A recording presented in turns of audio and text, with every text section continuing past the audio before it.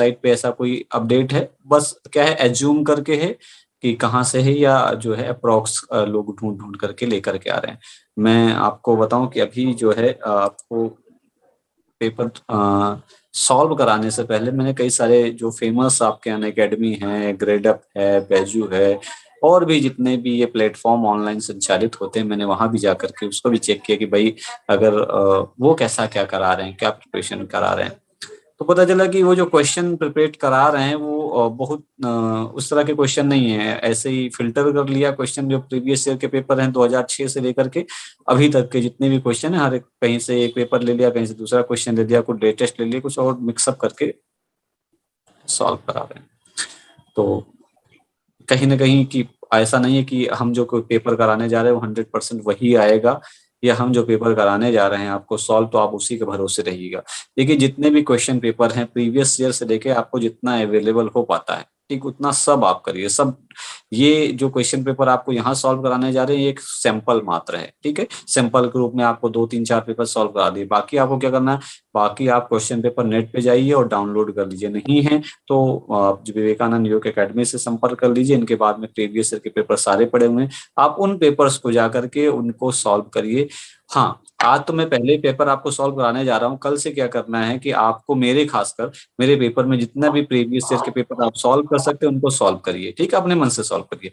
Solve करने के बाद में आप क्या है, जो क्वेश्चन आपको डिफिकल्ट हुआ अपने मन से सॉल्व करिए सारे, जहां पर आपकी गलतियां हुई हैं उन क्वेश्चन पेपर को आप आइडेंटिफाई कर लीजिए उस क्वेश्चन को, और कुछ क्वेश्चन को आइडेंटिफाई करके हमको जो है पहले ही एसएमएस कर दीजिए, ताकि हम उसको डिटेल से डिस्क्राइब कर सके। अभी क्या है, मैं आपसे क्वेश्चन पूछूंगा, इतने सारे लोग हैं, अभी मैं अगर एक का आंसर पूछूंगा बहुत सारे लोग आंसर देंगे, फटाफट फटाफट आंसर देंगे, तो बड़ा सा झमेला सा हो जाएगा। और फिर आपकी रियल प्रॉब्लम का है, कौन सा पेपर आप सॉल्व कर पा रहे हो, क्वेश्चन कौन सा नहीं सॉल्व कर रहा है, वो आइडेंटिफाई करना बड़ा मुश्किल हो जाएगा। तो यहाँ जो है हम इंक्वायरी बेस्ड लर्निंग पर चलेंगे। इंक्वायरी बेस्ड लर्निंग का मतलब होता है कि मुझे जो आ रहा है वो मुझे पढ़ने की जरूरत नहीं है, मुझे जो नहीं आ रहा है एक्चुअल में मुझे वो पढ़ने की जरूरत है। तो आप प्रीवियस ईयर के क्वेश्चन पेपर सॉल्व करिए, आपको अवेलेबल करा दिया जाएगा। वहां जो क्वेश्चन आप सॉल्व नहीं कर पाए हैं उन क्वेश्चन को आप स्क्रीनशॉट लेकर के मुझे नंबर पे भेज दीजिए, या आप उस पेपर को आप कमेंट बॉक्स में लिख दीजिए, सर ये क्वेश्चन हमने यहाँ पढ़ा था, इस ईयर का पेपर था, यहाँ पढ़ा था, हमसे नहीं सॉल्व हुआ, क्या चीज थी। वहां हम उस पर डिस्कशन करेंगे, तो इससे क्या ज्यादा पेपर भी कवर होगा, प्लस आपकी प्रॉब्लम भी सॉल्व हो जाएगी। ठीक, आज तो हम जनरल पेपर लेते हैं। चलिए स्टार्ट करते हैं, फिर मैं अभी स्क्रीन शेयर करता हूँ आपके सामने। ठीक है, जो होस्ट है उनसे निवेदन है, मेरी स्क्रीन जो है मुझे को होस्ट बना दीजिए ताकि मेरी स्क्रीन शेयर हो जाए। हाँ, 2 लॉगिन। हाँ, मैंने एक लॉगिन से और जुड़ा हूँ, एक जितेंद्र नाम से और है। ठीक, देखिए, केवल जितेंद्र नाम से, JITNDR।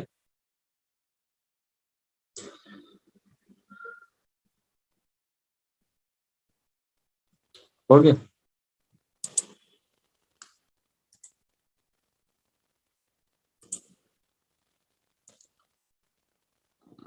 हो गया भाई, देखिए इसमें से तो हो रहा है मोबाइल से, बट हाँ ठीक।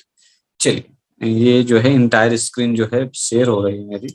मैं आपके सामने कुछ क्वेश्चन पेपर ओपन करने जा रहा हूँ। संभवतः आपको जो है पेपर दिखाई दे रहा होगा, दिखाई दे रहा है? Yes sir. ये पेपर जो है आपको दिखाई दे रहा होगा, ये पेपर आप सभी देख सकते हैं, ये पेपर है, क्वेश्चन पेपर है।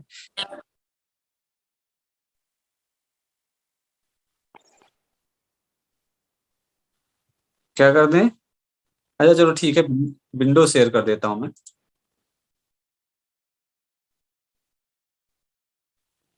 अरे भाई, हाँ हाँ मैं समझ गया। चलिए ठीक है, तो आपको ये पेपर दिख रहा होगा संभवतः। ठीक है, हाँ अब पेपर आपको दिख रहा है, तो पेपर में देखने के बाद देखिए स्टार्ट भी कर दीजिए। ये पहला पेपर आपके साथ पास के, पहला पेपर जो है पेपर 1 का पहला क्वेश्चन आपके पास दिया हुआ है, देख लीजिए। और ये पहला क्वेश्चन दिया हुआ है, पहले क्वेश्चन में कुछ ऑप्शन दिए हुए हैं, ठीक है। इन ऑप्शन से आपको पहले आइडेंटिफाई करना है कि क्वेश्चन पढ़ लीजिए आराम से। क्वेश्चन आइडेंटिफाई करने के बाद में जो भी आपको आंसर लगता है फटाफट कमेंट बॉक्स में उसके आंसर लिखते चले जाइए। मेरे को आंसर विजिबल होते रहेंगे, मैं देखता रहूंगा। सर हिंदी में नहीं है क्या? सर हिंदी में सर नहीं। हिंदी हाँ, वाला कर आपको हिंदी दीजिए। इंग्लिश दोनों में दिखाएंगे, हिंदी इंग्लिश दोनों में दिखाएंगे, सही बात है, प्रॉब्लम होती है, हिंदी इंग्लिश दोनों में दिखाएंगे, ठीक। पहले आप जो है, आपको कितना टाइम, 30 सेकंड का टाइम मैं देता हूँ, आप 30 सेकंड तक हिंदी में देख लीजिए, फिर इंग्लिश में, फिर आपको हिंदी में, ठीक। दोनों साथ साथ ओके चलेंगे। सर। हाँ चलिए देख लीजिए। ज्यादा टाइम नहीं है। मेरे को घड़ी रखनी पड़ेगी 30 सेकंड के लिए, तो स्टॉप वॉच लगा के। अच्छा, किसी ने आंसर देना स्टार्ट हो गया है भाई।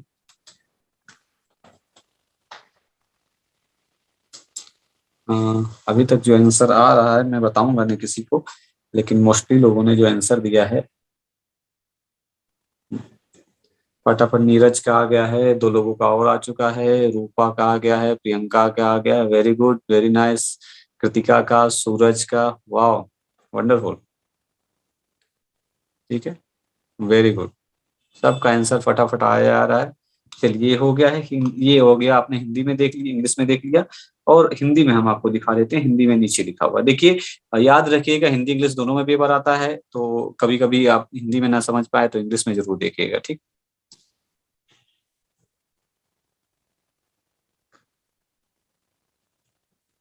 अभी तक जितने भी आंसर संभावित आ रहे हैं, हाँ देख लिए। एक चीज याद रखिएगा, नकल करके मत करिएगा कि किसी ने कमेंट बॉक्स में जो लिखा वही हम भी कर दें। आपको ना समझ में आए तो आप बिल्कुल बेसिक पूछ लीजिएगा बेझिझक कि सर ये ऐसा है तो क्यों है, ठीक है।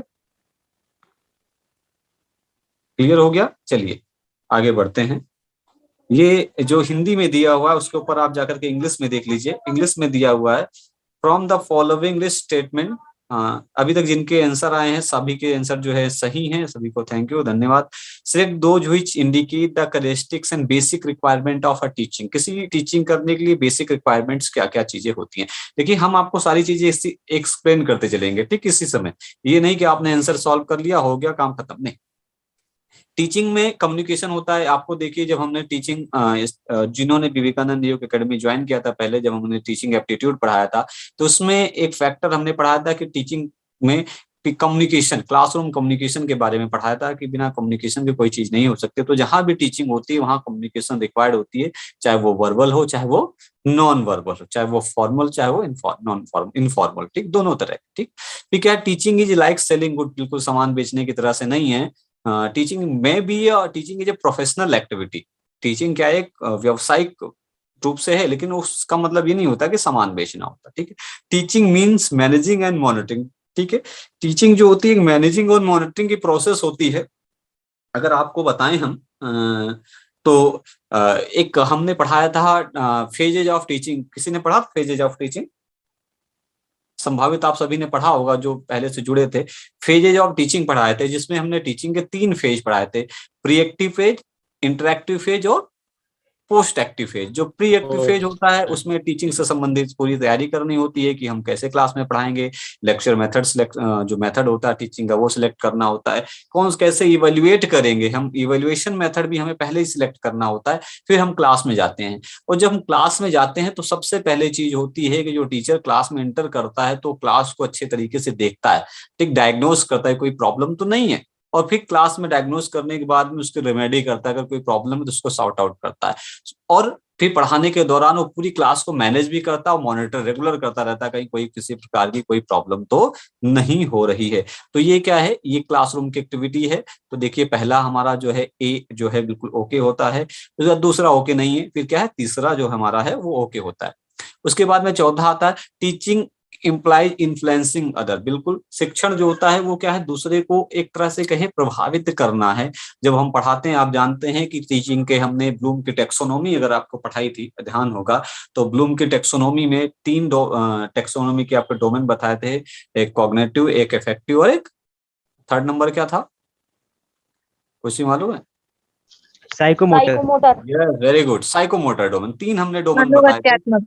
यस, मनोगत्यात्मक। तो एक जो कॉग्निटिव डोमेन था वो नॉलेज से जुड़ा था, लेकिन जो इफेक्टिव डोमेन था वो क्या था, भावात्मक चीज थी। उसमें एक क्वेश्चन भी हमने बताया था कि टीचिंग में टीचर का जो एटीट्यूड होता है वो कहीं ना कहीं बच्चों को बहुत ज्यादा प्रभावित करता है। तो टीचिंग क्या है, एक तरह से ये प्रभावित करने की चीज है। क्या प्रभावित करने, जो हमें नॉलेज है वो नॉलेज को ट्रांसफर करना, और साथ साथ वो शिक्षण प्रक्रिया से विद्यार्थी प्रभावित हो और नई चीजों को इन्वेंट करे, उसमें अध्ययन करे, ठीक।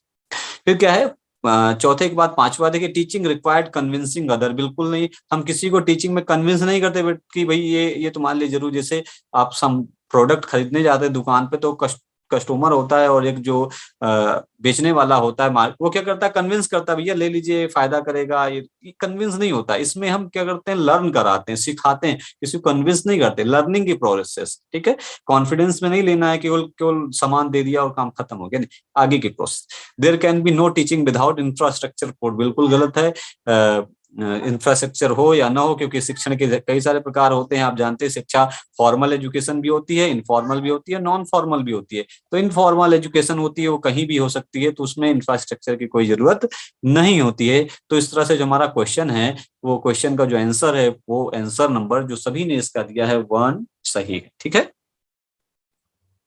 चलिए आगे आते हैं। दूसरा जो क्वेश्चन आता है वो है, what is the purpose underlying the use of teaching aid, ठीक है।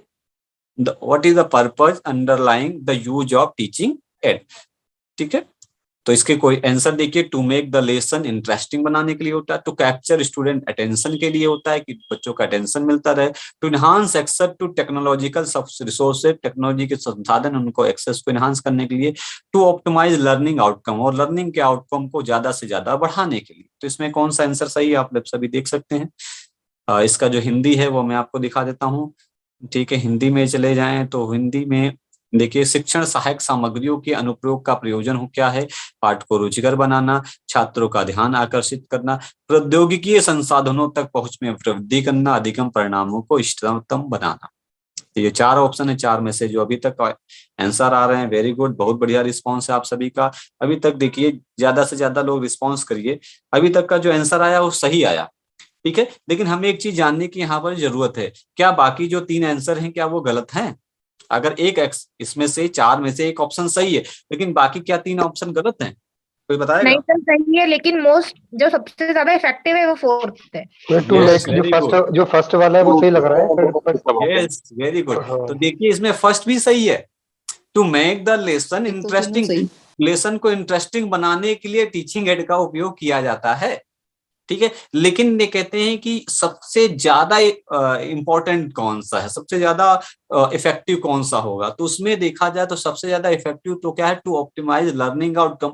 टीचिंग एड का उपयोग इसलिए किया जाता है ताकि जो कॉन्सेप्ट टीचर पढ़ा रहा है या जो मैटर पढ़ा रहा है, उसका कॉन्सेप्ट बच्चे को अधिक से अधिक क्लियर हो जाए, ज्यादा से ज्यादा लर्न करे। ये जो है टू ऑप्टिमाइज लर्निंग आउटकम। लेकिन अगर यहाँ पर एक चीज और लिख दी जाती, to clarify the concept of material, तो क्या होता, तो कॉन्सेप्ट ऑफ स्टडी मटेरियल, तब क्या होता, तब चीजें बदल भी सकती थी थोड़ी सी, ठीक है। लेकिन तो यहाँ पहला भी देखिए, आंसर जो है वो भी रिलेवेंट है, उसको पूर्ण रूप से गलत नहीं कहा जा सकता है।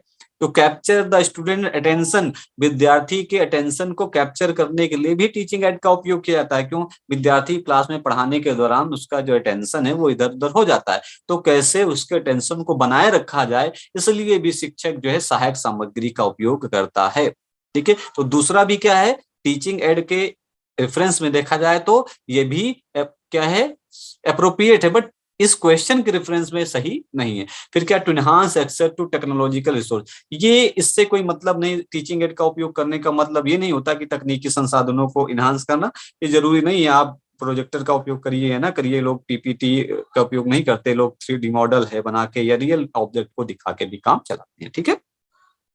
तो दो जो है ये भी रिलीवेंट है, बट आपको देखिए जैसा कि पहले बताया किसी ने कि क्या कर, अब हमें देखना सबसे ज्यादा अप्रोप्रिएट कौन सा है जब ऐसे ऑप्शन आते हैं।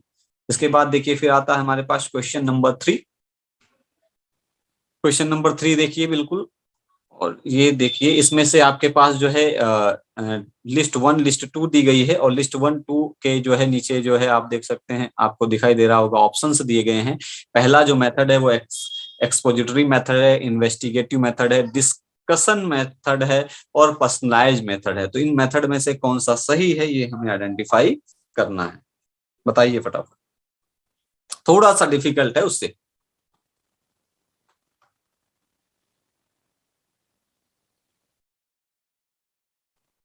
चलिए आंसर आना शुरू हो गए, फटाफट देखिए, सोच समझ के आंसर दीजिएगा। आपके आंसर जो है ये मान के लिए कि आप एग्जाम का जो पेपर सॉल्व कर रहे हैं।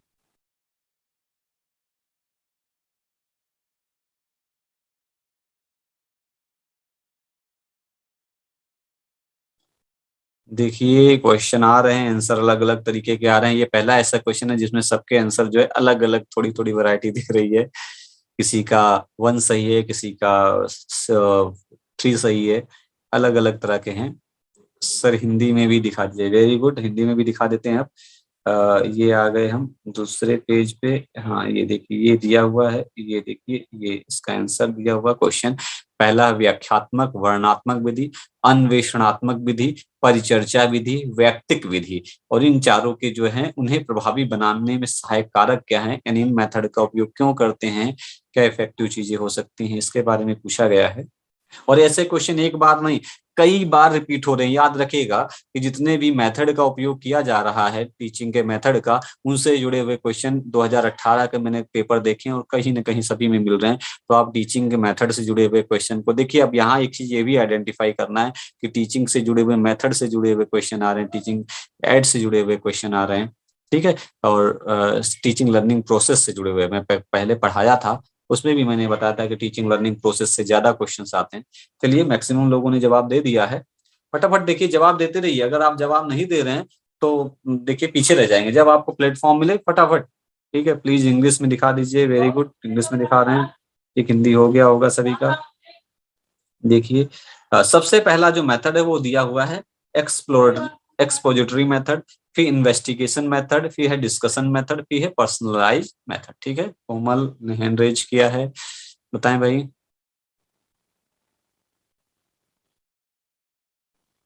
ठीक है, लगभग में जो उनका आंसर लोगों ने दिया है वो 1 दिया है।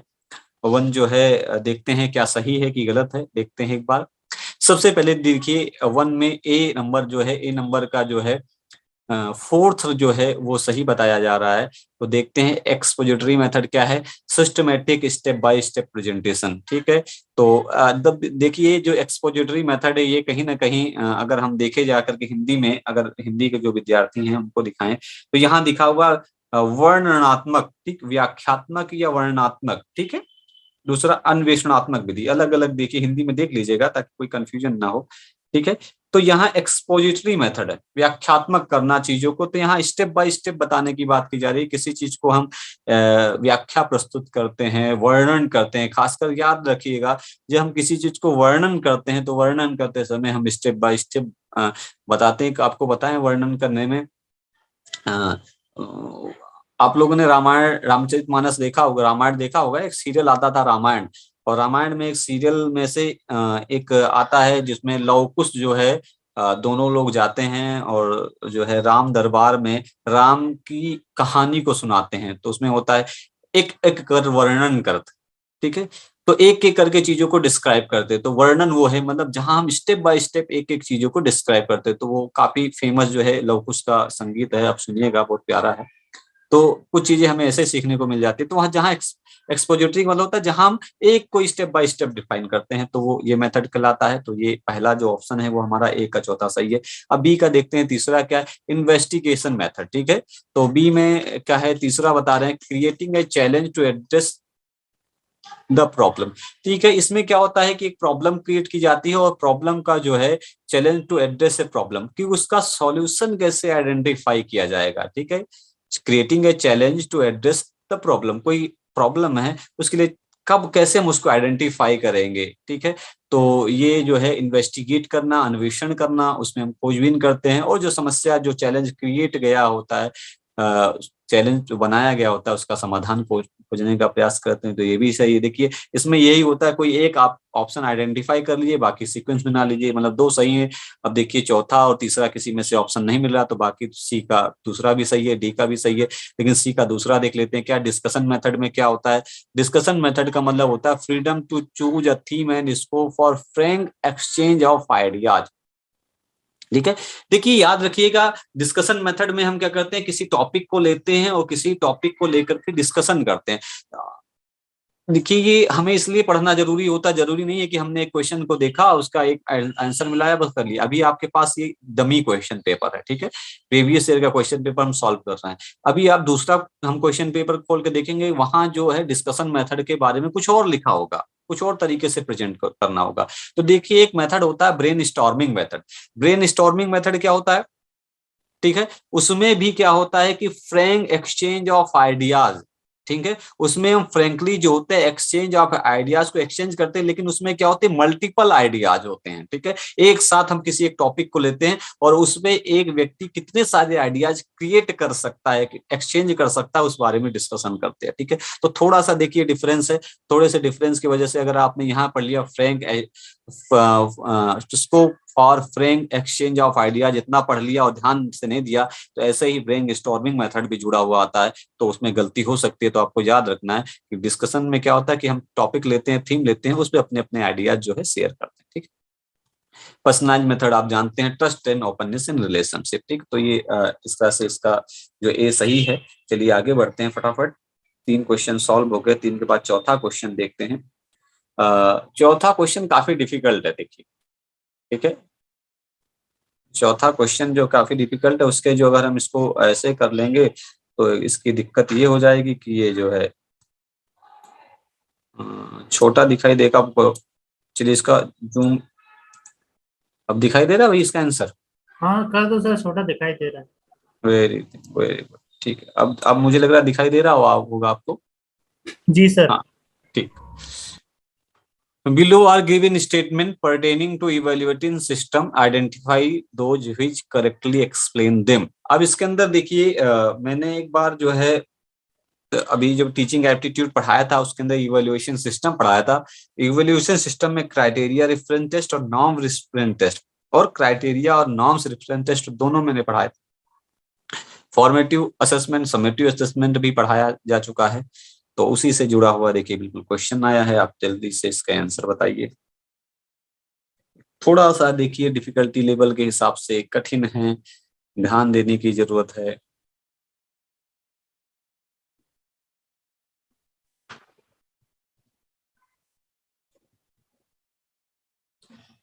आंसर आना शुरू हो गए हैं। नंबर 1 किसी ने बताया है।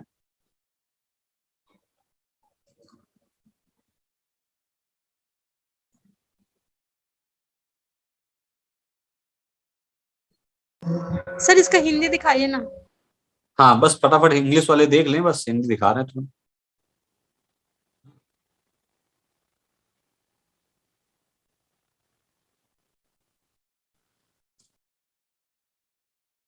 इंग्लिश का हो गया होगा, मैं एक बार हिंदी दिखा रहा हूँ, ठीक है, हिंदी देख लीजिए।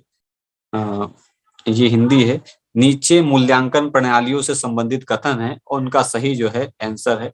चलिए अभी तक जो प्रोबेबिलिटी है वो घूम रही है, आ रहे हैं लोगों के आंसर। निकट संदर्भित परीक्षण, मानक संदर्भित परीक्षण, देखिए फटाफट।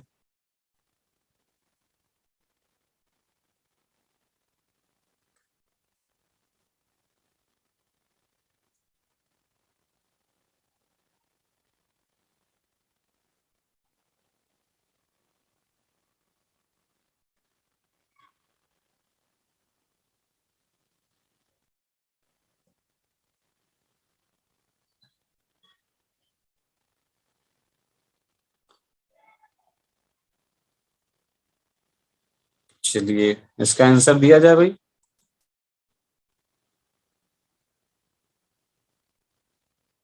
बताइए।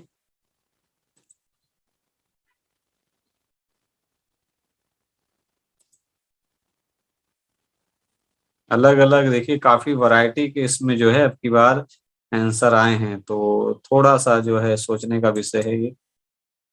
थोड़ा सा डिफिकल्ट लेवल इसका काफी कठिन हो गया है। तो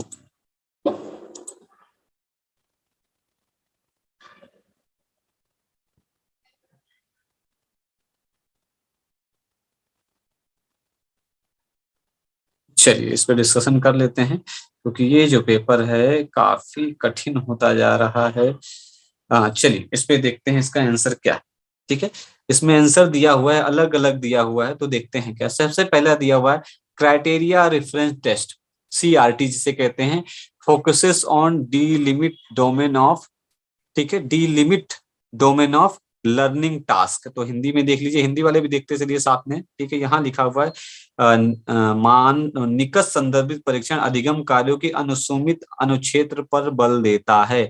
तो ये जो है, ये जो क्राइटेरिया रेफरेंस टेस्ट होता है, इसके लिए कुछ क्राइटेरिया फिक्स होते हैं हर किसी चीज के। देखिए एक दो टेस्ट होते हैं, एक तो होता है नॉन रेफरेंस टेस्ट, एक होता है क्राइटेरिया रेफरेंस टेस्ट।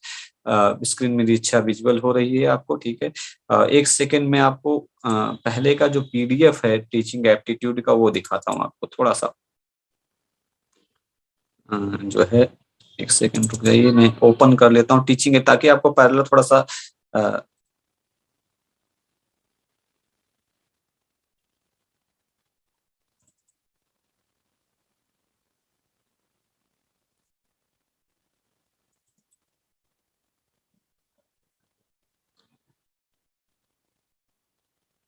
थोड़ा सा कठिन है इसलिए मैं इसको दिखाना चाहता हूँ, बस और कुछ नहीं।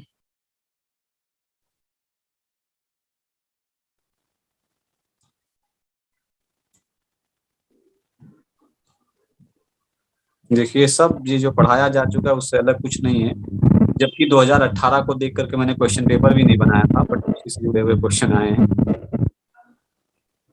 ठीक है। देखिए सारे क्वेश्चन जुड़े हुए हैं इसी से।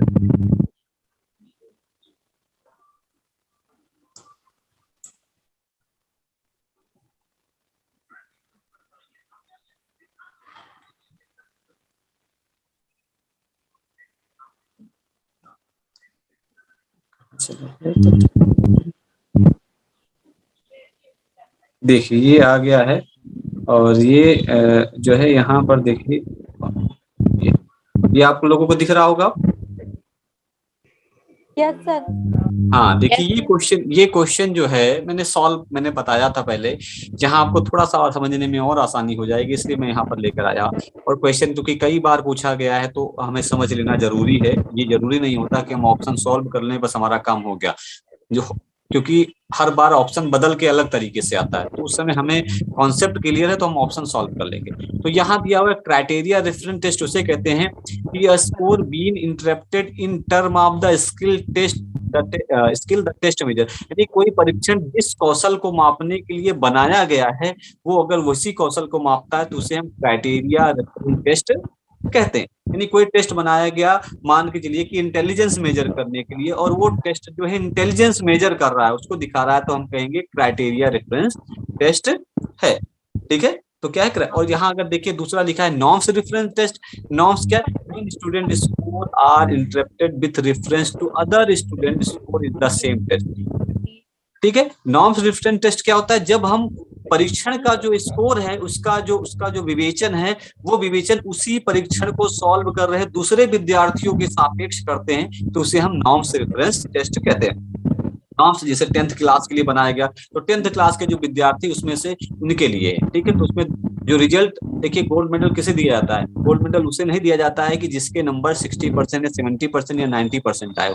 गोल्ड मेडल उसे दिया जाता है जिसने क्लास में सबसे ज्यादा नंबर लेकर के आया हो, वो चाहे टोटल रिजल्ट गया हो 40%, तो 40% में अगर सबसे ज्यादा होगा तब भी उसे गोल्ड मेडल दिया जाएगा। तो गोल्ड मेडल देने का क्रम क्या है कि जो सबसे ज्यादा नंबर लेकर आएगा उसे गोल्ड मेडल दिया जाएगा। तो ये तो नॉर्म्स रेफरेंस टेस्ट में आ गया। क्राइटेरिया रेफरेंस टेस्ट क्या है कि फर्स्ट डिवीजन वही पास होगा जिसके 60% से मार्क्स अबव होंगे। अगर 60% से बिलो चला गया तो उससे क्या है, हम जो है फर्स्ट डिवीजन नहीं दे सकते। तो यहाँ क्राइटेरिया फिक्स है, ठीक है, लेकिन गोल्ड मेडल का क्राइटेरिया अलग चीज है, ठीक है। तो दोनों में अंतर है। तो यहाँ देखिए ये दिया हुआ है टेस्ट, तो इसीलिए जो है ये हम ये पेपर अब आते हैं यहाँ पर चर्चा करते हैं, ठीक है। तो यहाँ पर क्या दिया हुआ, criteria reference test focus on the delimit domain of learning के जो डोमेन होता है उस पे फोकस करता है। देखिए हमने वहां क्या किया, देखिए इसके क्राइटेरिया फिक्स हो रही है, इंटेलिजेंस टेस्ट है तो इंटेलिजेंस को मेजर करता है। तो ये जो क्राइटेरिया रेफरेंस टेस्ट होता है किसी क्राइटेरिया को फिक्स कर दिया जाता है, किसी लर्निंग के डोमेन को फिक्स कर दिया जाता है, उसे मेजर करता है, उसे CRT यानी क्राइटेरिया रेफरेंस टेस्ट कहते हैं।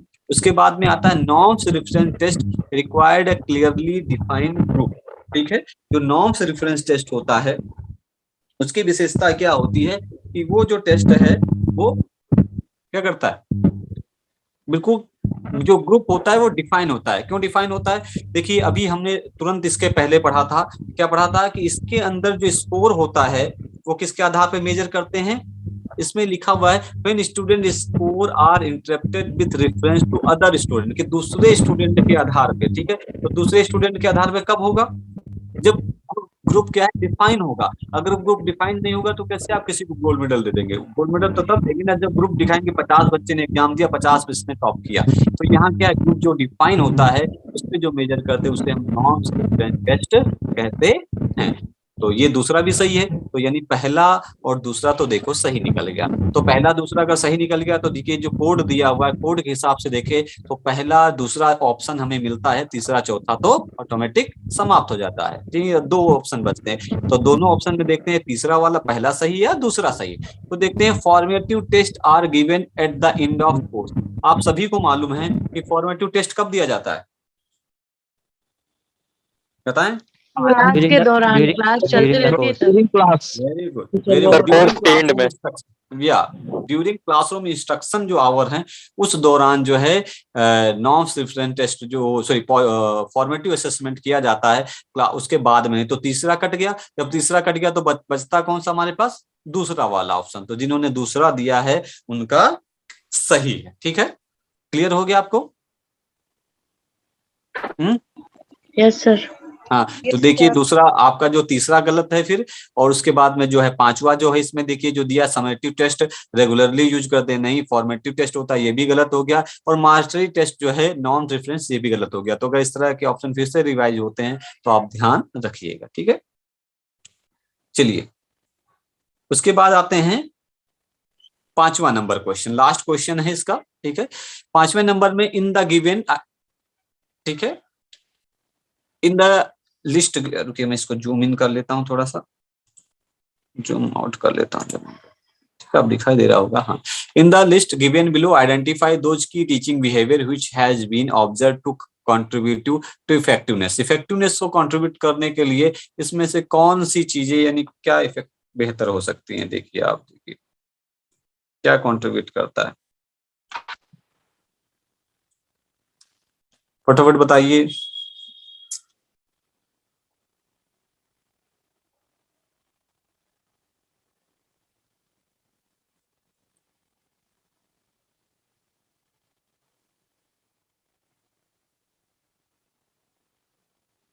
देखिए आंसर आना शुरू हो गए। चौथा नंबर, बहुत सारे लोग जो है आंसर नहीं दे रहे हैं, आंसर दीजिए। आप ये मत सोचिएगा कि हम फटाफट क्वेश्चन बताएंगे और फटाफट आंसर बताते चले जाएंगे, वो आगे बढ़ते चले जाएंगे, बिल्कुल नहीं करेंगे ऐसा। आप अपना दिमाग लगाइए, फिर हम अपना दिमाग।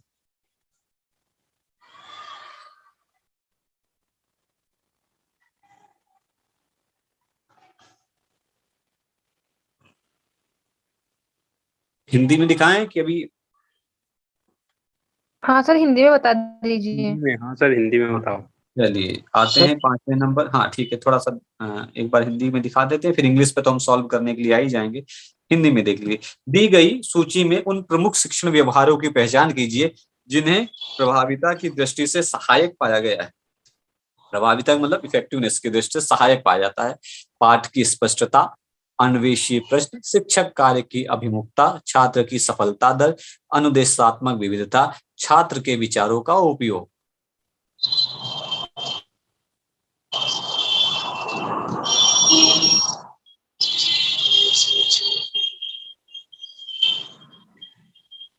आ रहे हैं, आंसर आ रहा है, वाग्मी शुक्ला जी का आ गया है, और फटाफट आइए।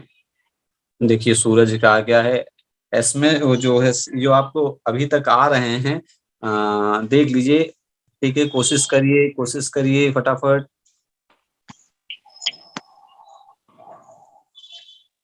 फटाफट कोशिश करिए,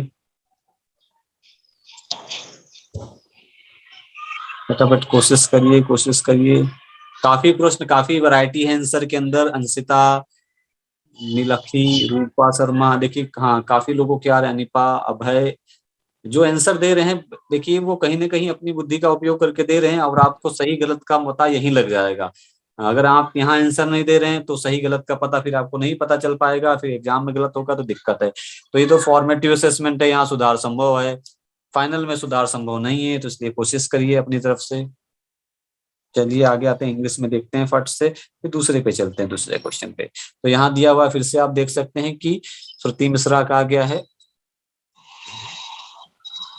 हाँ, तो देखिए चलिए फटाफट, अब देखिए जो आंसर आए हैं, इस आंसर में हम देखते हैं कि सबसे सही कौन सा हो सकता है और गलत कौन सा हो सकता है। ठीक है, तो दिया हुआ इन the list given below identify those key teaching behavior which has been observed to contribute to effectiveness।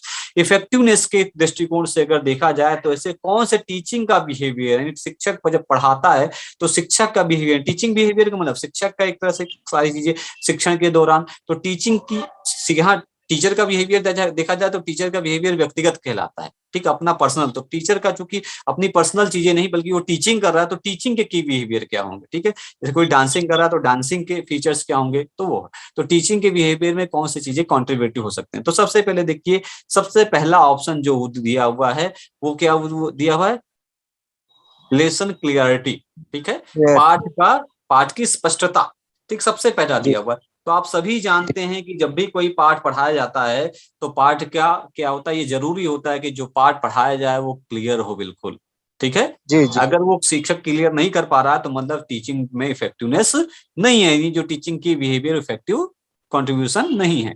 ठीक है, तो पहला आंसर सही हो गया। अब देखिए पहला सही है, तो पहला सही होने के नाते देखिए तो जो कूट संख्या दी है, कोड दिया हुआ है उसमें ऑप्शन ए, ऑप्शन बी और दूसरा, तीसरा, चौथा, तो दूसरा, तीसरा, चौथे में से देखेंगे तो पहला और तीसरा बचता है, दूसरा चौथा ऑटोमेटिक हट जाता है। ठीक है, हट गया। अब हमारे पास बचते हैं पहला और तीसरा। अब पहले और तीसरे में देखते हैं हमारा क्या बन रहा है। ठीक है, पहले और तीसरे में देखते हैं, फिर देखिए अन्वेषी प्रश्न। ठीक है, क्या लिखा हुआ, अन्वेषी प्रश्न। ठीक है, अन्वेषी प्रश्न क्या है, यहाँ पर देखिए इंग्लिश में आए चले जाए तो प्रोबिंग करना। ठीक है, दो तरह के देखिए शब्दों में थोड़ा सा डिफरेंसेस है। अन्वेषी प्रश्न का मतलब होता है इन्वेस्टिगेटिव क्वेश्चन, अन्वेषण करना, एक्सप्लोरेटरी क्वेश्चन, जो हमने अभी ऊपर पढ़ा। अगर आप देखेंगे तो अभी हमने थोड़ा ऊपर पढ़ा था, ऊपर जाके देखिए यहाँ दिखा था अन्वेषी, देखो यहाँ अलग दिया हुआ है, यहाँ अन्वेषी का मतलब देखोगे जाकर के तो कुछ और मिलता है, यहाँ इन्वेस्टिगेटिव मिलता है, और यहाँ देखिए जाकर अन्वेषी का मतलब क्या मिलता है, अलग मिल रहा है ना, प्रोबिंग करना, समझ रहे हैं। तो यहाँ चीजें बिल्कुल अलग मिल रही है। तो इसीलिए हिंदी में क्यों कहते हैं कि हिंदी में तैयारी अगर आप कर रहे हैं तो थोड़ा सा आपको अवेयर होने की जरूरत है कि क्वेश्चन कुछ ऐसे होते हैं जिनका हिंदी में अलग अलग वैरायटी में नाम लिख दिया था, इंग्लिश में तो वही रहते हैं। तो प्रोबिंग क्या है, टीचिंग की स्किल होती है जिसमें बच्चों से जो है वो आंसर निकलवाने का प्रयास किया जाता है, बच्चों को प्रोवोक किया जाता है। ठीक है, तो ये हमें देखना है ये सही है कि नहीं सही है। तो देखिए इसका भी क्या है, ये लग रहा है, लेकिन इसमें ऑप्शन में देखते हैं कि ऑप्शन क्या लग रहा है, तो दूसरा भी पहले वाले में दूसरा है और उसके बाद में तीसरे वाले में नहीं है। तो ये देखते हैं कितना अप्रोप्रिएट इसमें बैठता है। फिर देखिए टीचर टास्क ओरिएंटेड। ठीक है, अरे भाई आवाज नहीं आ रही क्या मेरी, आ तो रही है, आ रही है सर। Very good. तो क्या है, उसके बाद में दिया हुआ है teacher task oriented. Teacher task oriented मतलब क्या है, जो टीचिंग के बिहेवियर है, देखिए इसके अंदर एक विशेषता ये होती है, जो टीचर है उसका टास्क इंपॉर्टेंट क्या है, टीचिंग करना। तो ये उसका की बिहेवियर होना चाहिए कि उसका अपने वो कार्य के प्रति उन्मुख हो। तो देखिए यहाँ पर जो है तीसरा नंबर जो ऑप्शन है ज्यादा अप्रोप्रिएट लग रहा है दूसरे की अपेक्षा। ठीक है, तो हमारा जो है दूसरे की अपेक्षा तीसरा हमें ज्यादा सही लग रहा है, तो यहाँ तीसरा होना चाहिए। तो दूसरे और तीसरे की बात करें तो तीसरा ऑप्शन सबसे ज्यादा फिट बैठ रहा है, तो उसके हिसाब से हमारा जो ऑप्शन है वो कोड जो है वो 3 यानी 1 और 3 हो गया। अब उसके बाद देखिए, लेकिन अभी हमारा कोड जो है बिल्कुल 100% क्लैरिफाई नहीं हुआ कि इन दोनों ऑप्शन के आधार पे हम ओके कर दे, तीसरे कोड को नहीं कर सकते, तो और भी चेक कर लेते हैं। देखिए उसके बाद में देखते हैं चौथे नंबर में दिया है स्टूडेंट सक्सेस रेट, स्टूडेंट का सफलता का रेट क्या है, कितना सफल हो रहे हैं। तो देखिए हमने एक जब मैं पढ़ाया था उसमें पढ़ा था कि शिक्षण कितना प्रभावी है, ये बच्चों की सफलता के रेट पे पता लगाया जा सकता है। नहीं, जितना ज्यादा आउटपुट अच्छा होगा उतना ही ज्यादा इफेक्टिव टीचिंग हुई है। तो इसका मतलब क्या है कि चौथा ऑप्शन है वो क्या है, सही है। तो अब देखिए जाकर के, तो चौथा ऑप्शन किसमें मिल रहा है,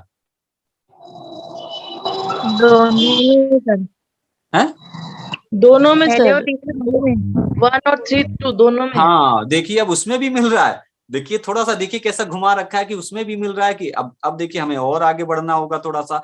अब इंस्ट्रक्शनल वैरायटी पे जाना होगा, क्या इंस्ट्रक्शनल वैरायटी होती है। तो देखिए जो की बिहेवियर टीचिंग होता है उसकी विशेष चीज ये होती है कि टीचिंग के दौरान जो शिक्षक होता है उसको अपने इंस्ट्रक्शन में वैरायटी रखनी चाहिए। ये नहीं है कि मैं लेक्चर से पढ़ा रहा हूं तो लेक्चर मेथड, एक शिक्षक को क्लास के दौरान कई सारे टीचिंग के मेथड का उपयोग करना होता है। जैसे लेक्चर मेथड है, लेक्चर के दौरान वो एग्जाम्पल भी देता है, लेक्चर के दौरान वो रीइंफोर्समेंट करता है, बच्चों को पुनर्बलन देता है, लेक्चर के दौरान वो क्वेश्चन आंसर प्रस्तुत करता है, लेक्चर के दौरान वो स्टोरी भी सुनाता है, लेक्चर के दौरान वो ब्लैक बोर्ड का भी उपयोग करता है।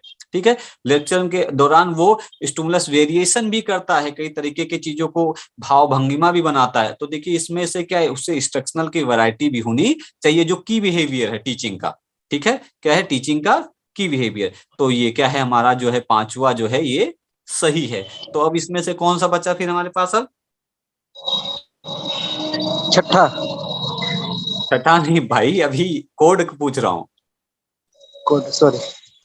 कोड के अनुसार हमारा तीसरा सही है। हाँ, तीसरा हाँ तीसरा यस वेरी गुड। तो हमारा जो कोड है, कोड के हिसाब से लेसन की क्लैरिटी होनी चाहिए, टीचर टास्क ओरिएंटेड होना चाहिए, की बिहेवियर है जो उसके लर्निंग के इफेक्टिवनेस में कंट्रीब्यूट करता है, इसके साथ सक्सेस रेट है स्टूडेंट का, और जो पांचवा है वो है इंस्ट्रक्शनल में वैरायटी होनी चाहिए। ये अगर चीजें हैं तो ये टीचिंग के इफेक्टिवनेस में कंट्रीब्यूट करती हैं। तो देखिए ये चार चीजें बहुत ही इंपॉर्टेंट हैं।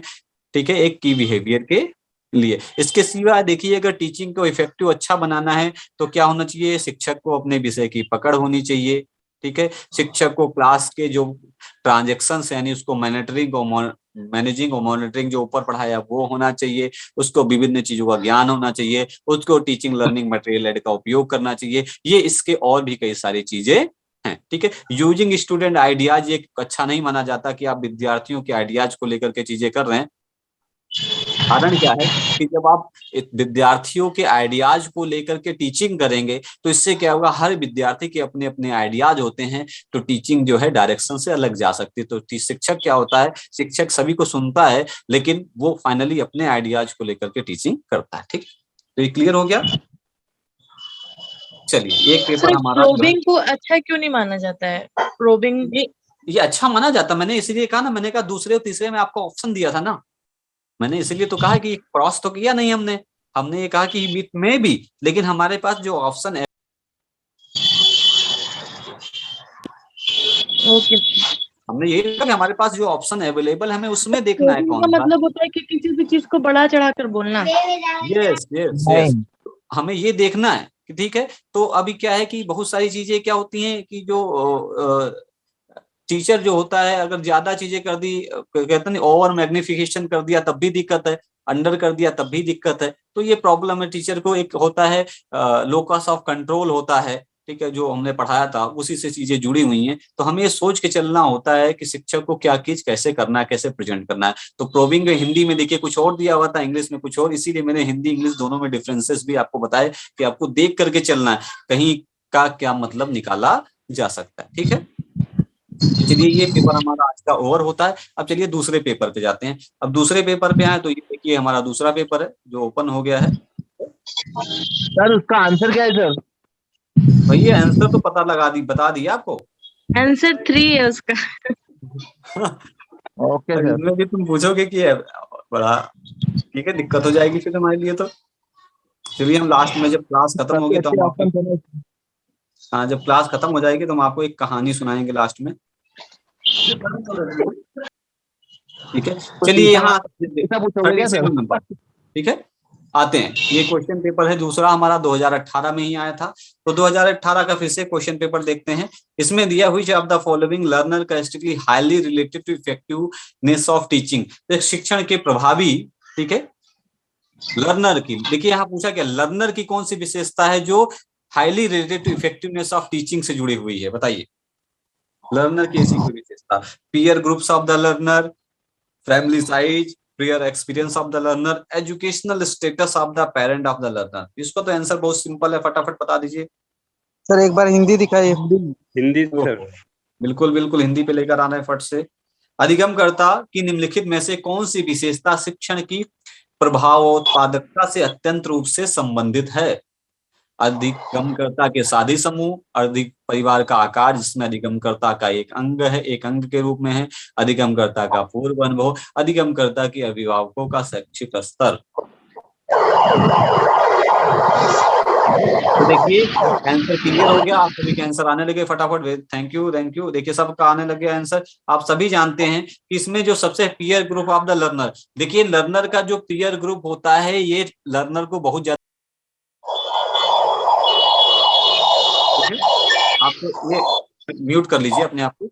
हो गया आंसर तो कमेंट बॉक्स में। जो लर्नर का पीयर ग्रुप होता है ये लर्नर को बहुत ज्यादा प्रभावित करता है। किसको पढ़ता है? लर्नर को, लर्नर के टीचिंग को नहीं, ठीक है, लर्नर को प्रभावित करता है। ध्यान रखिएगा, फैमिली साइज इससे कोई लेना देना नहीं है, ठीक है। लर्निंग आउटकम से ऐसा नहीं कि फैमिली ज्वाइंट होगी या न्यूक्लियर होगी तो कोई दिक्कत है। Prior experience of the learner का पूर्व ज्ञान क्या है? पूर्व ज्ञान का किसी विषय में लर्नर पहले से ही चीजों को जानता है तो आगे,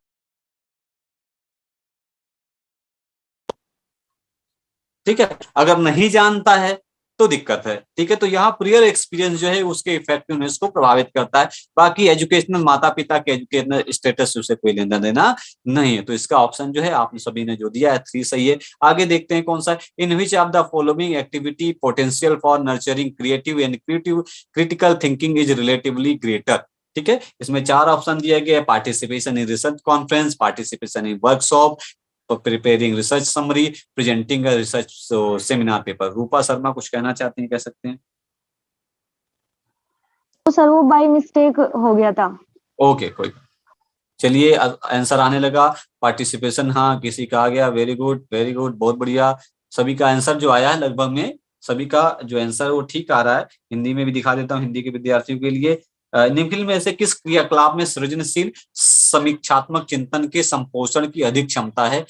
ठीक है, शोध सम्मिलित में भागीदारी, कार्यशाला में भागीदारी, शोध सारांश को तैयार करना, संगोष्ठी में शोध लेखन को प्रस्तुत करना। रागनी शुक्ला, ठीक है। देखिए सभी का आंसर जो आया है वो 2 आया है। तो देखिए सबसे पहला दिया हुआ शोध सम्मेलन में भागीदारी, ठीक है। आप सभी जानते हैं शोध सम्मेलन में भागीदारी करने से जो है वो आप में क्रिएटिविटी और क्रिटिकल थिंकिंग, क्रिएटिविटी नहीं आ सकती है, आप क्रिटिकल थिंकिंग तो कहीं ना कहीं थोड़ी बहुत डेवलप कर सकते हैं। क्रिटिकल का मतलब है आपको, क्योंकि जो सेमिनार होता है जब आप कॉन्फ्रेंस में पार्टिसिपेट करते हैं तो वहां पर जो प्रेजेंटर आता है वो चीजों को प्रेजेंट करता है तो आप में कहीं ना कहीं सोचने पे मजबूर करता है। नहीं आ रही आपकी। बाकी सभी को नहीं आ रही कि नहीं आ रही सर, आ रही आ रही तो क्रिटिकल थिंकिंग तो डेवलप हो सकती है थोड़ी बहुत, ठीक है, लेकिन क्रिएटिविटी के नाम की चीज नहीं होती है।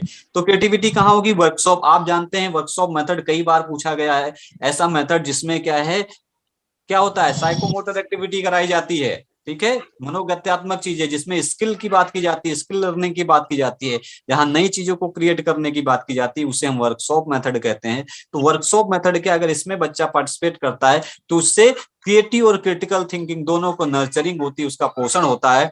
रिसर्च समरी बनाने से कोई नहीं है, इससे कोई मतलब नहीं है। और प्रेजेंटिंग ए सेमिनार पेपर, इससे कॉग्निटिव डोमेन तो है लेकिन स्किल और क्रिटिकल थिंकिंग से, इसको खासकर क्रिएटिव थिंकिंग से कोई लेना देना नहीं है, ठीक है। तो इसका ऑप्शन जो है 2 सही है। बाकी जो ऑप्शन है वो अलग अलग डोमेन को लिए तो ठीक है लेकिन क्रिएटिव और क्रिटिकल के लिए नहीं, ठीक है।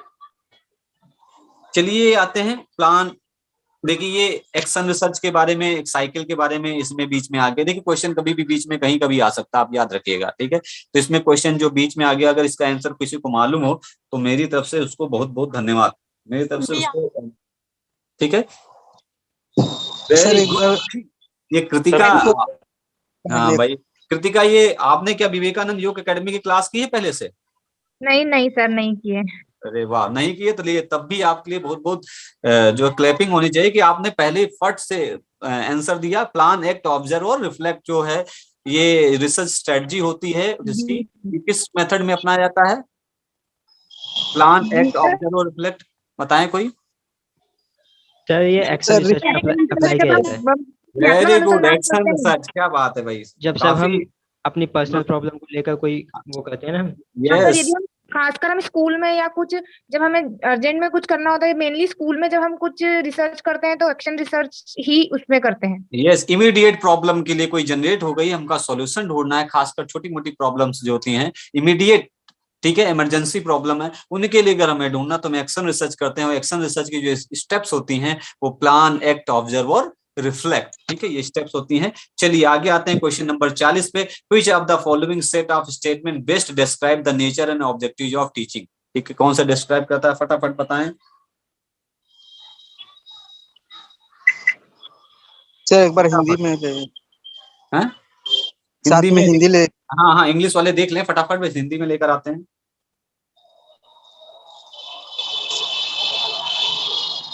वैसे तो थियरी है। ठीक, चलिए हिंदी में देख लीजिए 40 नंबर क्वेश्चन। निम्नलिखित में से कौन सा कथन समुच्च शिक्षण के प्रकृति को और उद्देश्य का उत्तम ढंग से विवरण प्रस्तुत करता है। शिक्षण और अधिगम अविच्छिन्न रूप से संबंधित है। शिक्षण और प्रशिक्षण में कोई अंतर नहीं है। समस्त शिक्षण का सरोकार छात्रों में कुछ प्रकार के रूपांतरों को सुनिश्चित करने से होता है। समस्त अच्छा शिक्षण प्रकृति में औपचारिक होता है। शिक्षक एक वरिष्ठ व्यक्ति होता है। शिक्षण एक सामाजिक कृत है जबकि अधिगम एक व्यक्तिगत कृत है। ठीक है, तो चलिए ऑप्शन फटाफट बताइए भाई। ऑप्शन जो है फर्स्ट आ रहा है, वेरी गुड। और सी है, सी सर, सी सही बता रहे हैं, सी नंबर है, ए बी सी बता रहे हैं। चलिए और कोई, देखिए हम इस पे फटाफट डिस्कशन कर लेते हैं थोड़ा सा, ठीक है, ऑप्शन के बारे में आ ही गया है। सबसे पहली चीज, ठीक है, इसमें टीचर यही है ना जी, ये वाला क्वेश्चन है हाँ, 40 ये ऊपर वाला है। ठीक है, तो इसमें दिया teaching and learning are integratedly related. आप सभी को बताया गया जो टीचिंग है और जो लर्निंग है वो क्या है, एक दूसरे से जुड़े। जहां शिक्षण है वहां अधिगम साथ में है, जहां अधिगम है लेकिन वहां शिक्षण हो ये जरूरी नहीं है। एकलव्य जो है बिना शिक्षण के ही सीख गए थे। ठीक, कई बार क्वेश्चन पूछा गया, there is no difference between teaching and training, ये गलत है। पर टीचिंग और ट्रेनिंग में क्या है, डिफरेंस है। टीचिंग में पढ़ाया जाता था और ट्रेनिंग में स्किल दी जाती है पढ़ाने के। सर तीसरा वाला, सर तीसरा वाला 40 का अब आगे तीसरा। एक देखिए, ए सही है, ए ऑप्शन देखिए ऊपर वाले में देखिए जो 40 के जो भी ऑप्शन दिए हुए हैं नीचे कोड, उसमें देखिए ए टीचिंग और लर्निंग पहला वाला सही है। दूसरा वाला टीचिंग और लर्निंग में डिफरेंस जो है होता है, यहाँ दिया नहीं होता तो ये गलत है। तो ए, जिसमें ए होगा तो देख लीजिए ए है, ए में 2 में है, 1 में भी ए है कोड के और 3 वाले कोड में भी ए है, तो ए तो सही है।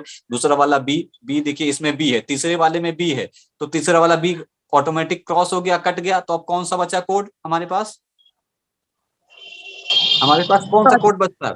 फर्स्ट ए बचता है, बस ए सही हो गया, तुरंत कुछ करना ही नहीं है। अब ए सही हो गया। अब ए में देख लीजिए सी क्या है, concern all teaching to ensure some kind of transformation in student. आप सभी जानते हैं जो शिक्षण का क्या उद्देश्य होता है, डिजायर्ड, ठीक है, डिजायर्ड हम जानते हैं। उसमें टीचिंग क्या है, एक डिजायर्ड एक्टिविटी। क्या डिजायर्ड होता है कि जो कुछ भी पढ़ाया जाए उससे बच्चे में परिवर्तन आए, इसलिए हमने अधिगम पढ़ा था। अधिगम का मतलब होता है change in behaviour, permanent change in behaviour, और अगर अच्छी बात करें relatively permanent in change in behaviour, तो बच्चे में कुछ परिवर्तन आए, इसे हम शिक्षण कहते हैं। ठीक है, कि बच्चे में परिवर्तन आ रहा है मतलब अधिगम उसमें हुआ है, अगर परिवर्तन नहीं आया तो अधिगम नहीं हुआ। तो ये टीचिंग में इंश्योर करना होता है कि बच्चे में परिवर्तन आए अर्थात उसमें अधिगम हो। ठीक है, उसके बाद में D, all good teaching is a formal in nature, बिल्कुल अलग चीज हो सकती है। टीचिंग फॉर्मल भी हो सकती है, इनफॉर्मल भी हो सकती है, कोई जरूरी नहीं है। आप जरूरी नहीं क्लासरूम में बैठ करके पढ़ाएं, अलग से भी चीजें हो सकती हैं। ये टीचर ये सीनियर पर्सन, एक टीचर जो है वो सीनियर पर्सन जरूरी नहीं है। गुरु दत्तात्रेय आप जानते हैं, उनके 24 शिक्षक थे, छोटे मोटे सब मिला के। तो कोई भी आपको शिक्षण दे वो जरूरी नहीं कि सीनियर पर्सन होगा वही शिक्षक बन सकता है, कोई नहीं, कोई भी हो सकता है। तो ठीक है, ये भी है। उसके बाद में देखिए teaching is a social act where learning is a personal act. शिक्षण क्या है, एक सामाजिक क्या है, इट मे बी प्रोफेशनल, ये प्रोफेशनल भी हो सकता है। लेकिन लर्निंग क्या है, एक साइकोलॉजिकल वर्क है, एक पर्सनल वर्क है, ये खुद का होता है, हम सीखते हैं, इसमें हमारी खुद की चीजें शामिल हैं। ठीक है, तो ये हो गया। अब चलिए आगे आते हैं, फटाफट क्वेश्चन सॉल्व करते हैं। 41 number, from the list of evaluation procedure given below identify those which will be called formative evaluation. ठीक है, indicate your answer by choosing from code, दिया हुआ है, आपको आइडेंटिफाई करना है फॉर्मेटिव इवैल्यूएशन की चीजों को। फटाफट आइडेंटिफाई करके बताइए। थोड़ा हिंदी में ले जाएंगे सर। हाँ, बस हिंदी में, इंग्लिश वाले तो देख लें। A teacher award grade two student after having transact the course work during interaction with the student in the classroom. The teacher provide corrective feedback. The teacher give marks to student on a unit test. ठीक है, उसके बाद teacher clarify doubt, overall performance, learner motivation. ठीक है, फटाफट answer दीजिए। किसी का 1 आ रहा है, किसी का 2 आ रहा है, देखते हैं किसका सही होता है भाई। चलिए हिंदी में भी दिखा देते हैं। हिंदी में सबसे लास्ट में दिया हुआ है, हिंदी में दिया नीचे दी गई मूल्यांकन प्रक्रियाओं में से उसकी पहचान कीजिए जिसको निर्माणात्मक मूल्यांकन कहा जाता है। फटाफट देख लीजिए। शिक्षक पाठ्यक्रम का कार्य पूरा करने के बाद छात्रों को ग्रेड देना, शिक्षक कार्यों में छात्रों के साथ अंतःक्रिया के दौरान सुधारात्मक प्रतिपुष्टि प्रदान करना, शिक्षक इकाई परीक्षा में छात्रों को अंक देता है, शिक्षक कक्षा में ही छात्रों के संदेहों को स्पष्ट करता है, छात्रों के समग्र निष्पादन के बारे में प्रत्येक 3 माह के अंतराल पर अभिभावक को रिपोर्ट देता है, और जो है शिक्षक प्रश्न उत्तर के माध्यम से अधिगमकर्ता की प्रेरणा में वृद्धि करता है। तो देखिए इसमें वैरायटी ऑफ आंसर्स आए, किसी का 1 भी आया, किसी का 2 भी आया, किसी का 3 भी आया, किसी का 4 भी आया।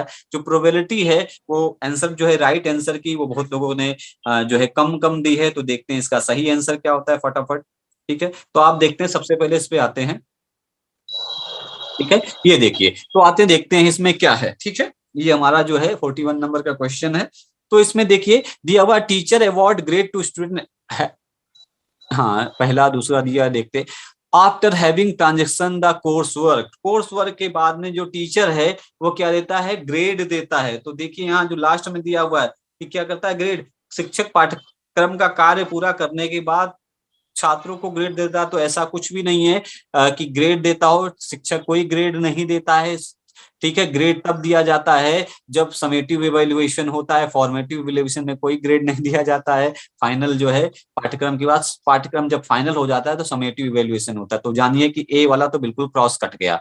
ठीक है, अब ए कट गया, तो ए कटने के बाद देखिए कौन सा ऑप्शन बचता है। अब ए कट गया तो हमारे पास कोड संख्या में देखें तो 1 और 3 बचता है, यानी 2 और 4 जो है बिल्कुल हट जाता है। ठीक है, तो हमारे पास 1 और देखते हैं ए बचा। एक बाद हम बी देखते हैं, शिक्षक कार्य कक्षा में छात्रों के साथ अंतःक्रिया के दौरान सुधारात्मक प्रतिपुष्टि प्रदान करता है। तो देखिए हमने आपको बताया था कि जब फॉर्मेटिव इवैल्यूएशन होता है तो ड्यूरिंग ये होता है, ड्यूरिंग इंस्ट्रक्शन आवर होता है, और इसके विशेषता ये रहती है कि इसके अंदर कोई गलती करता है विद्यार्थी तो उसको रिमेडी दी जाती है, उसमें सुधार संभव हो पाता है, और तत्कालिक फीडबैक जो है विद्यार्थी को शिक्षक के द्वारा दिया जाता है।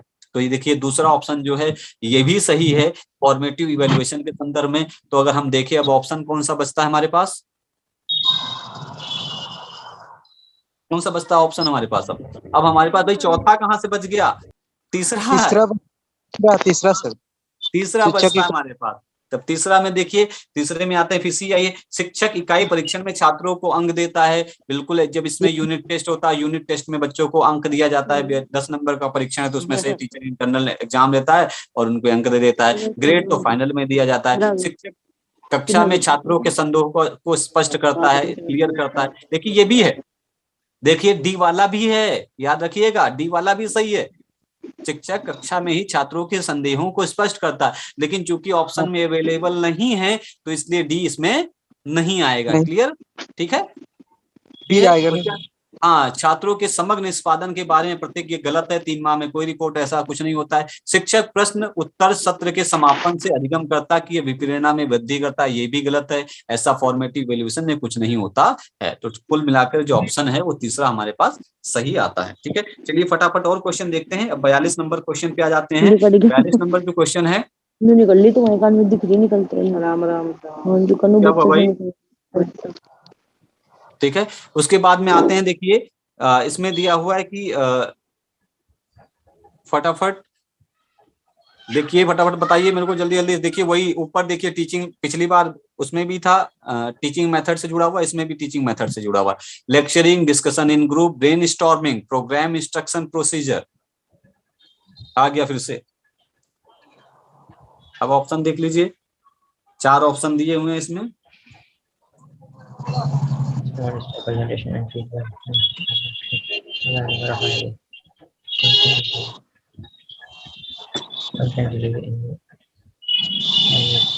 हाँ भाई, किसी का ये आ रहा है, 42 नंबर क्वेश्चन है ये। ठीक है, चलिए इसका हिंदी में दिखा देते हैं फटाफट। 42 नंबर का क्या होगा, हाँ देखिए, ये देखिए आप फटाफट। व्याख्यान देना, समूह में चर्चा करना, विचार आवेश प्रक्रिया, अभिक्रमित अनुदेशन की पद्धति।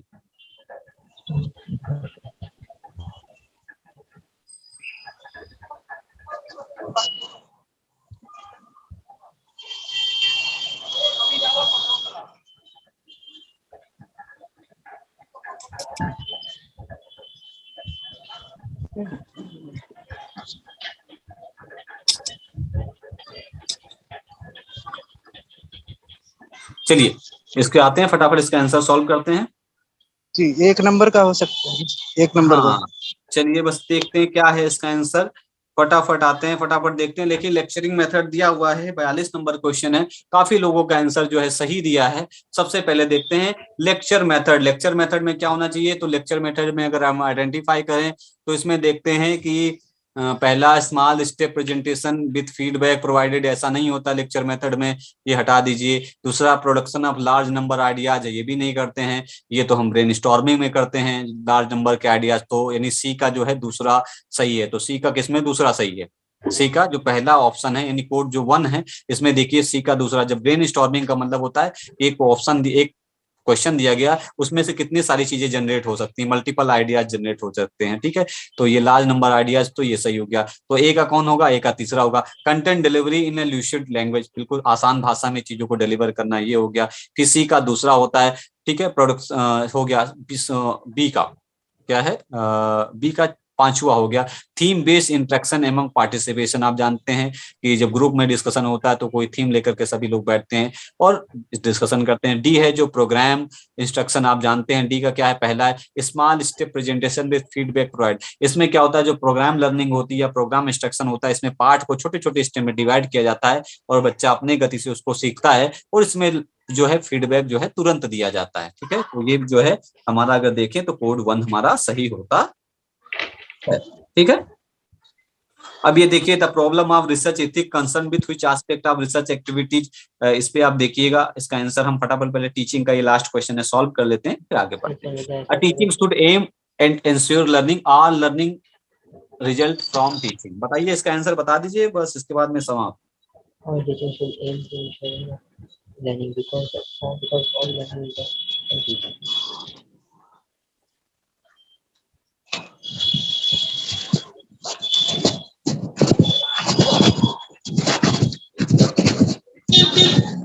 बताइए भाई फटाफट बताइए इसका क्या है। सर हिंदी में बता दीजिए। हाँ बिल्कुल हिंदी में लेके जा रहे हैं, काफी काफी बार पढ़ा चुका हूँ। अभी थोड़ी देर पहले भी इसका आंसर बताया, थोड़ी there with in few minute देखो अभी मैंने बताया इसका आंसर।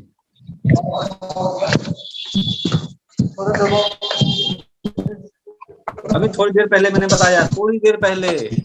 अभी किसी ने आंसर दिया वो गलत दिया है। बिल्कुल सही, थोड़ी देर पहले बताया था। अभी एग्जाम्पल भी दिया था एकलव्य का। भाई कहाँ से अनिपा चौधरी जी, गलती हो रही है, ध्यान रखिए। अभी एग्जाम्पल दिया था कि एकलव्य ने गुरु नहीं था फिर भी सीख लिया। तो समस्त अधिगम शिक्षण का परिणाम है, जरूरी नहीं है शिक्षण हो तो अधिगम हो। ये कई बार रिपीट हो चुका है क्वेश्चन प्रीवियस ईयर में कि अधिगम बिना शिक्षण के अधिगम हो सकता है।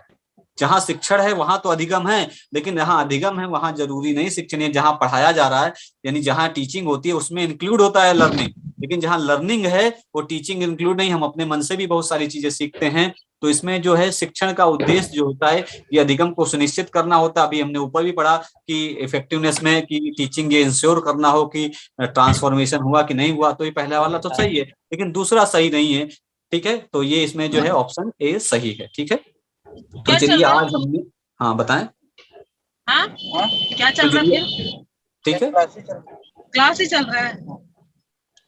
चलिए घर में देखिए लड़ाइयाँ शुरू हो रही हैं कुछ लोगों के कि भाई हाँ ये क्या कर रहे हो, ये क्या कर रहे हो। आपने कैमरा भी बंद कर दिया।